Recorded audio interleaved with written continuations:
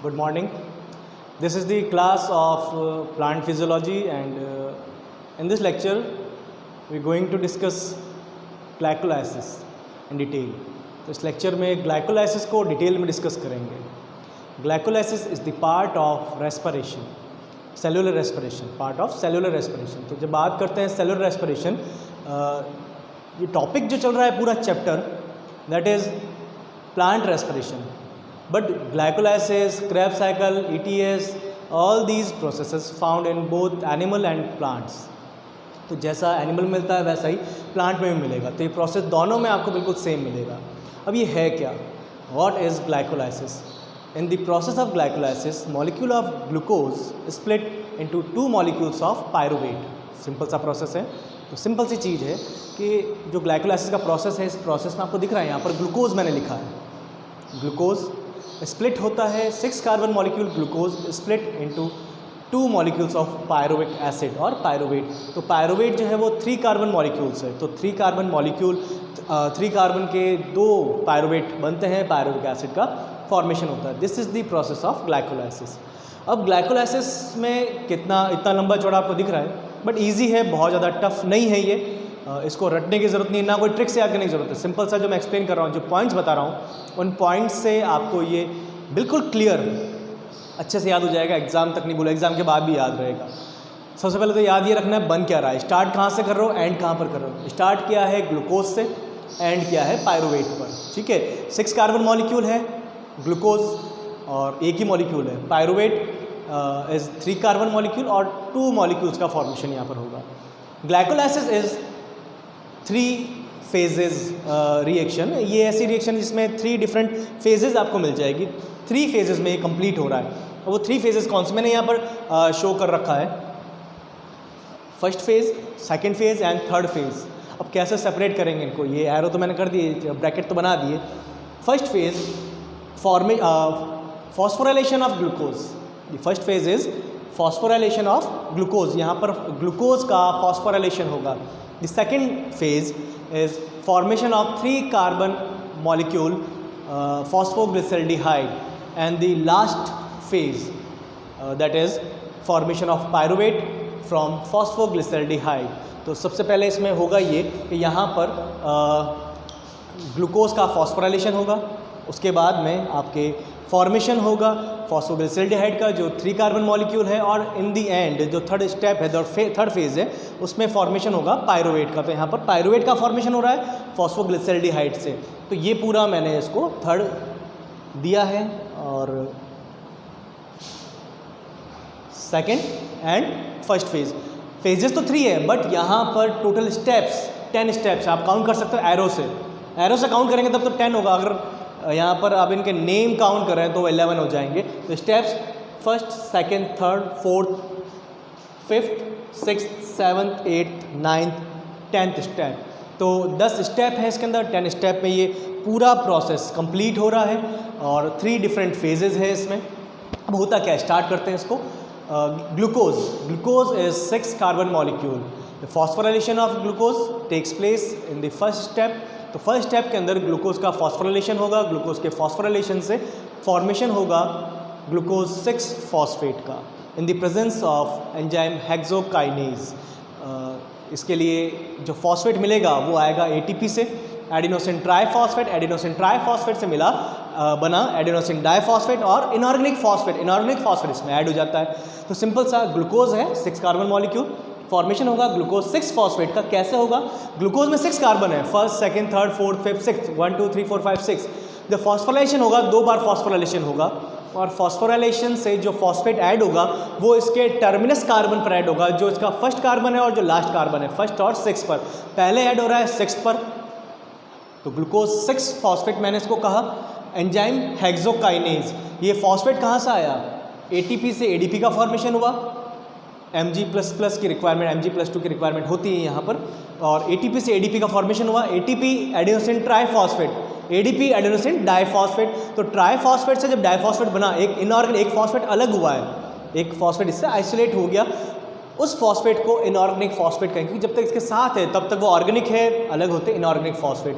वो inorganic phosphate मैंने यहाँ नहीं लिखा है बिकॉज वो बाइंड हो गया है आपके ग्लूकोज के 6 कार्बन पर और फॉर्मेशन हो गया ग्लूकोज 6 फॉस्फेट का, सिंपल सा। अब इसका आइसोमराइजेशन होगा in the presence of enzyme phosphohexose isomerase. तो फॉस्फोहेक्सो आइसोमरेज एंजाइम है, उसकी प्रेजेंस में ग्लूकोज 6 फॉस्फेट का आइसोमराइजेशन होगा और फॉर्मेशन हो जाएगा फ्रक्टोज 6 फॉस्फेट का। फ्रक्टोज 6 फॉस्फेट के फॉर्मेशन के बाद में अगेन फॉस्फोराइलेशन होगा। फॉस्फोराइलेशन के लिए वही सिंपल सा काइनेज एंजाइम, ये रहा काइनेज, फॉस्फोफ्रक्टोकाइनेज। अब यहाँ पर हेक्सोकाइनेज था, यहाँ फॉस्फोफ्रक्टोकाइनेज है। एटीपी से ADP plus inorganic phosphate bind हो गया इसकी फर्स्ट पोजीशन पर, जो फ्रक्टोज था इसकी फर्स्ट पोजीशन पर बाइंड हो जाएगा, तो नाम हो जाएगा फ्रक्टोज 1,6 बिसफॉस्फेट। अब देखो एक चीज़ छोटी सी, बिसफॉस्फेट, डाइफॉस्फेट, ये नाम आते हैं कुछ बुक्स में, आपको ये पूरा प्रोसेस नेट पर भी देख रहे हैं, गूगल पे या फिर आप बुक में देख रहे हैं, तो वहाँ पर भी आपको डाइफॉस्फेट मिल जाएगा कुछ बुक्स में, कुछ में आपको बिसफॉस्फेट मिलेगा। उसका रीज़न भी सिंपल सा, आपकी अगर केमिस्ट्री अच्छी है या आप अपने केमिस्ट्री वाले सर से पूछ सकते हैं क्या होता है एक्चुअल में। इसमें होता ये है कि एक कार्बन पर ही, जैसे ये एक कार्बन है, ये एक कार्बन, इस कार्बन पे 2 डिफरेंट ग्रुप्स हैं, 2 डिफरेंट ग्रुप्स हैं, तो इसका नाम क्या होगा। और ये डिफरेंट कार्बन्स हैं जिन पर एक ग्रुप यहाँ पर और एक ग्रुप यहाँ पर, अलग अलग कार्बन पर ग्रुप है। एक तो कंडीशन क्या हुई, एक ही कार्बन पर दोनों फॉस्फेट है, एक कंडीशन ये है दोनों फॉस्फेट अलग अलग कार्बन पर है, तो इस तरह से इसका नाम बिसफॉस्फेट और डाइफॉस्फेट रखते हैं। तो यहाँ पर मैं बिसफॉस्फेट ही यूज़ करूँगा इसको। तो यहाँ पर ये फर्स्ट फेज़ कंप्लीट हुई। फर्स्ट फेज़ में क्या हुआ है, 2 बार फॉस्फोराइलेशन हुआ है और 1 बार आइसोमराइजेशन हुआ है। सबसे पहले फॉस्फोराइलेशन ग्लूकोज 6 फॉस्फेट, उसके बाद isomerization fructose 6 phosphate, then again इसका फॉस्फोराइलेशन एंड फ्रक्टोज 1,6 बिसफॉस्फेट का फॉर्मेशन यहाँ पर हो जाएगा। Now in the presence of enzyme aldolase, fructose 1,6 bisphosphate converted into three phosphoglyceraldehyde. तो यहाँ पर 3-फॉस्फोग्लिसरल्डिहाइड का फॉर्मेशन हो जाएगा और साथ में इसका एक आइसोमर बनेगा जो दोनों एक दूसरे में इंटर कन्वर्टिबल है, डाइहाइड्रोक्सी एसीटोन फॉस्फेट। इसको मैं थोड़ा सा ठीक करता हूँ, this is dihydroxy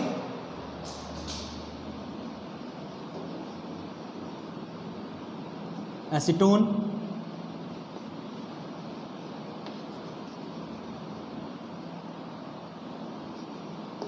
phosphate.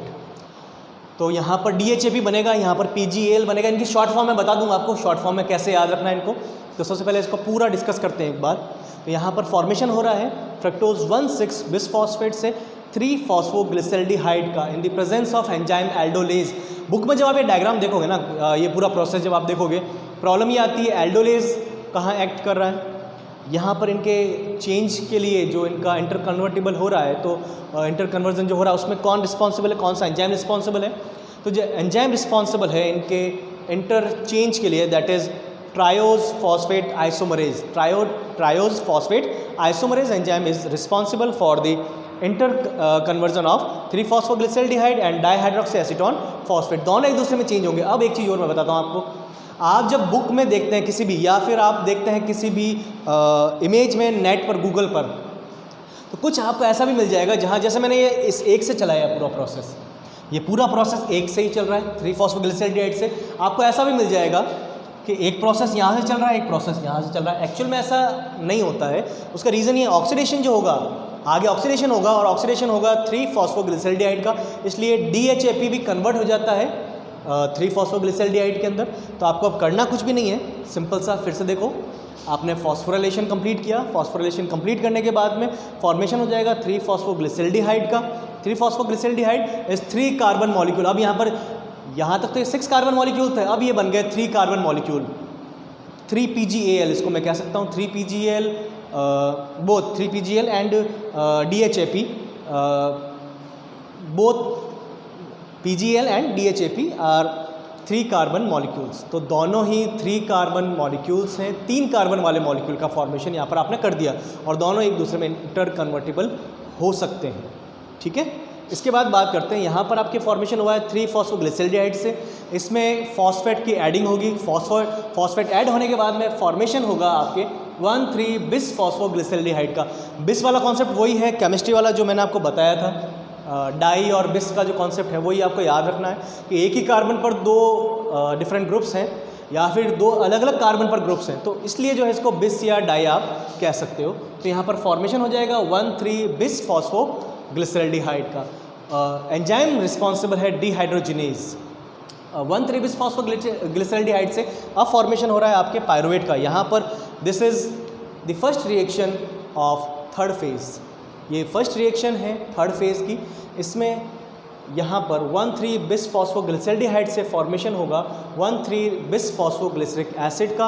Hydrogen का मॉलिक्यूल रिलीज होगा in the presence of dehydrogenase enzyme. तो डिहाइड्रोजिनेज एंजाइम की प्रेजेंस में एक हाइड्रोजन का मॉलिक्यूल रिलीज हो जाएगा। हाइड्रोजन का मॉलिक्यूल जब रिलीज हो रहा है वो टू हाइड्रोजन रिलीज होंगे और वो दो हाइड्रोजन बाइंड हो जाएंगे पहले से प्रीवियसली प्रेजेंट कोफैक्टर NAD के साथ, जो पहले से यहाँ पर सेल में प्रेजेंट है। देखो ग्लाइकोलाइसिस चल कहाँ पर रहा है, glycolysis process take place in the cytoplasm of cell. ये पूरा प्रोसेस सेल के साइटोप्लाज्म में चल रहा है। वहाँ पर NAD प्रेजेंट है, 2 NAD प्रेजेंट है। 2 NAD के साथ में डिहाइड्रोजिनेज एंजाइम की हेल्प से जो हाइड्रोजन रिलीज हुए थे वो बाइंड हो जाएंगे और फॉर्मेशन हो जाएगा 2 NADH2 का।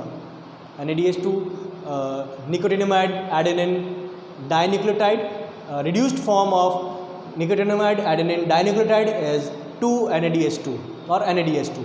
तो ये निकोटिनामाइड एडेनिन डाइन्यूक्लियोटाइड है, इसके रिड्यूस्ड फॉर्म है NADH2। जब बात करते हैं फोटोसिंथेसिस की तो वहाँ पर एक P आ जाता है, NADPH2 वहाँ पर डिस्कस करते हैं।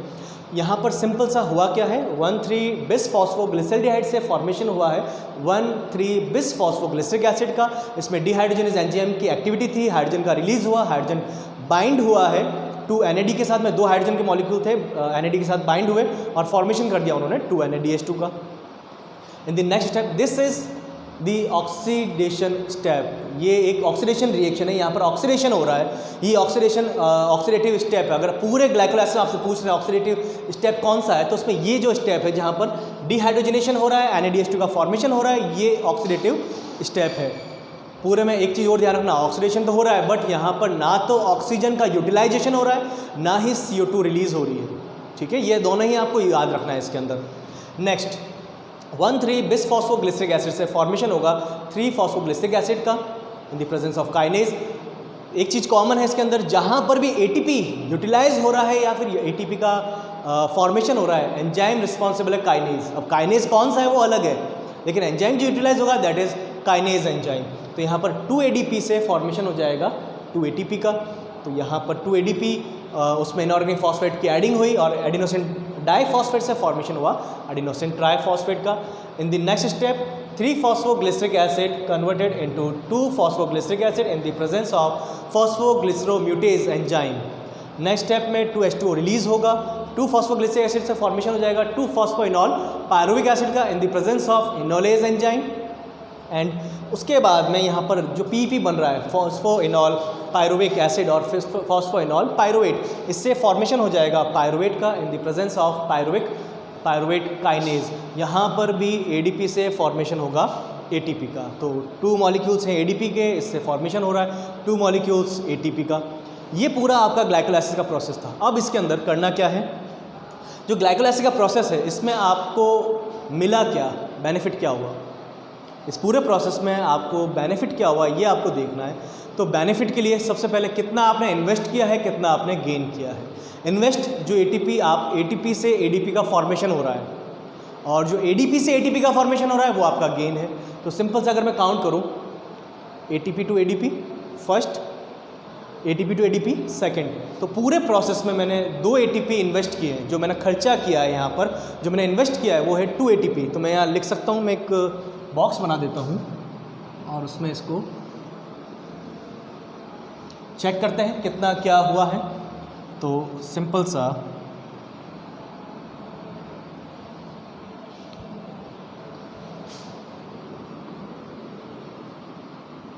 जो इन्वेस्टमेंट है वो है 2 ATP का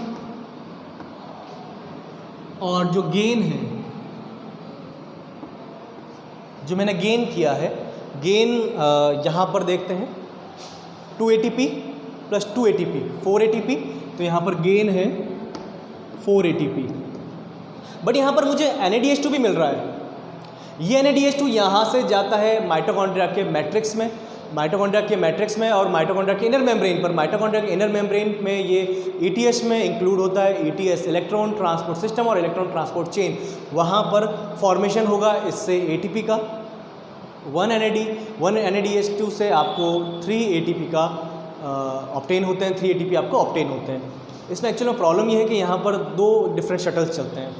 ये जब जाएगा वहाँ पर 2 डिफरेंट शटल होंगे, एक होगा मैलेट एस्पार्टेट शटल जिससे फॉर्मेशन होगा 1 to 3, 1 से 3 का, तो 2 है तो 2 से 6 का फॉर्मेशन हो जाएगा, 2 to 6 का फॉर्मेशन होगा। दूसरा है ग्लिसरॉल फॉस्फेट शटल जिसमें टोटल जो 2 NADH2 है इनसे 4 ATP का ही फॉर्मेशन होगा। चलो मैं एक बार 6 लेकर बात करता हूँ।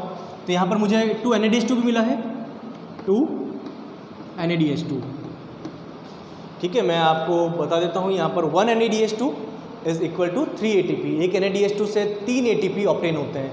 तो 2 NADH2 है, इससे ऑब्टेन होंगे आपको 6 ATP, तो 6 + 4 टोटल 10 ATP। तो टोटल मिल गया मुझे, ग्रॉस मिला है 10 ATP, ग्रॉस मिला है 10 ATP ग्रॉस ऑब्टेन हुआ है। बट यहाँ पर मेरा नेट गेन कितना है, जब मैं बात करूँगा नेट गेन की, तो नेट गेन हो जाएगा 10 - 2, क्योंकि 10 ग्रॉस ऑब्टेन हुआ है, 2 मैंने इन्वेस्ट किया है, तो 10 - 2 जो मेरा बेनिफिट है, जो मुझे मिला है, जो मेरा प्रॉफिट है, वो है 8 ATP। सिंपल सा 8 ATP मुझे ऑब्टेन हुआ है इस पूरे ग्लाइकोलाइसिस में। तो मुझे बेनिफिट हुआ है यहाँ पर, ग्लाइकोलाइसिस चलाने का बेनिफिट यही है कि यहाँ पर ऑब्टेन होते हैं 8 ATP। ये कैसे हुआ है, जब बात कर रहे हैं ATP की, तो सिंपल सा, ये तो आपको सिंपल सा दिख रहा है, सामने ही मिले हैं। NADH2 जाता है माइटोकॉन्ड्रिया के इनर मेम्ब्रेन पर, जहाँ पर ETS चलता है, इलेक्ट्रॉन ट्रांसपोर्ट चेन चलती है, ETC चल रहा है। वहाँ पर मैलेट एस्पार्टेट शटल अगर है तो 6 ऑब्टेन होंगे इससे, तो 6 + 4 10। अगर यहाँ पर दूसरा शटल है, ग्लिसरॉल फॉस्फेट शटल है, तो 2 NADH2 से 4 ATP ही ऑब्टेन होंगे, 4 + 4 8, 8 - 2 6 ATP। तो मैं यहाँ पर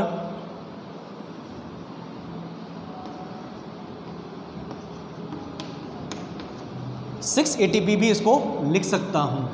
तो जब आपको याद है अगर फर्स्ट क्लास में मैंने या तो 6 ATP 36 और 38 किया था, तो 36 और 38 का रीज़न क्या, वो रीज़न यहीं पर है, इसके आगे नहीं है।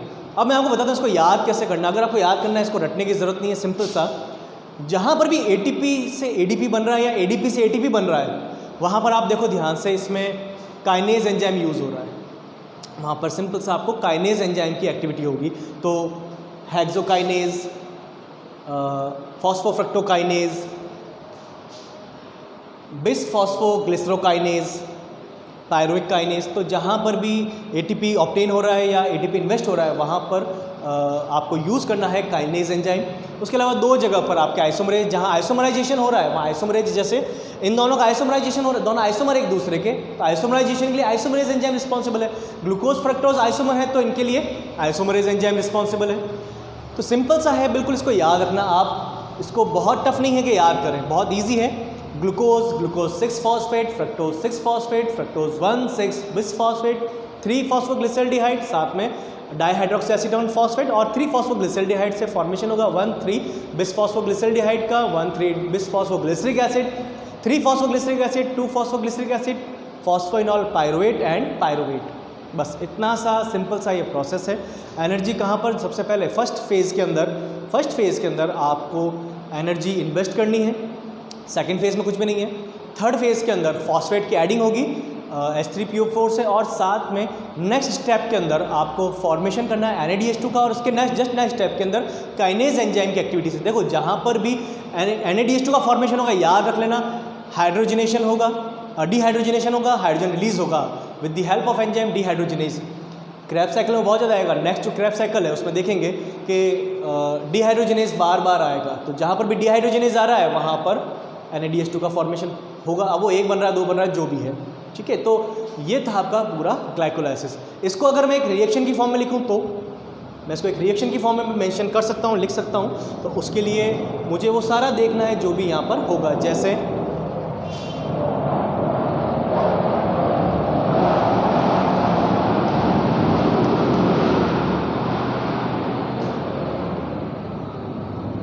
C6H12O6 plus 2 ATP plus 2 NAD plus 2 P2। ठीक है, इतना ही लिया है, इसमें और कुछ है नहीं। ATP लिया है, H3PO4P लिया है, साथ में NADH2 NAD लिया है। ठीक है, अब जो ऑब्टेन होगा यहाँ पर, तो आपको मिल जाएगा इसमें जो ऑब्टेन हो रहा है सबसे पहले तो इसका फॉर्मूला लिख देते हैं। पायरुवेट का फॉर्मूला 2 मॉलिक्यूल है 2C3H4O3 plus 4 ATP plus 2 NADH plus 2H plus और 2H2O भी लिख सकता हूँ मैं, 2H2O। तो ये सिंपल सी इसकी रिएक्शन है जहाँ पर हमने बात किया है किस तरह से ये इसका फॉर्मेशन हो रहा है। This is the complete process of glycolysis. इसमें अब कुछ भी रिमेनिंग नहीं है। आप चाहें तो इसका एक स्क्रीनशॉट ले सकते हैं जिसमें इसकी सारी इन्फॉर्मेशन क्लियरली विजिबल है, जो भी यहाँ पर गिवन है, तो इसका स्क्रीनशॉट लेकर पढ़ सकते हैं। और जो भी मैंने आपको एक्सप्लेन किया है वो सारा सुनकर भी आप इसको याद कर, मैं तो यही कहूँगा आप लोगों को, आप इसको रटें नहीं, सिंपल सा प्रोसेस है। 2 बार 3 बार वीडियो देखेंगे तो याद हो जाएगा, सारी इन्फॉर्मेशन आपको यहाँ पर मिल जाएगी। इसमें यहाँ पर glucose, ATP, NADH2 phosphate add होगा, साथ में इसमें यहाँ पर फॉर्मेशन हो जाएगा NADH2 का, ATP का, H2O रिलीज़ हो रहा है, और साथ में ये फार्मूला है आपके पायरुवेट का। ग्लूकोज 6 कार्बन मॉलिक्यूल है, मैं यहाँ लिख देता हूँ इसको। फ्रक्टोज 6 कार्बन मॉलिक्यूल, ये भी 6 कार्बन मॉलिक्यूल है, और ये भी एक 6 कार्बन मॉलिक्यूल है। यहाँ से आगे वाले सारे 3 कार्बन मॉलिक्यूल हैं। ये आगे जितने भी हैं वो सारे 3 कार्बन मॉलिक्यूल्स यहाँ पर हैं। यहाँ पर लिखें तब भी चलेगा, नहीं लिखें तब भी चलेगा। ये 3 कार्बन मॉलिक्यूल,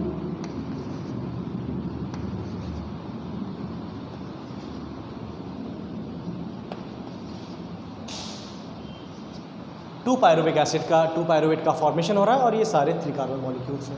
तो सिंपल सा ग्लाइकोलाइसिस का प्रोसेस यहाँ पर कंप्लीट किया। नेक्स्ट लेक्चर में डिटेल में डिस्कस करेंगे क्रेब्स साइकिल।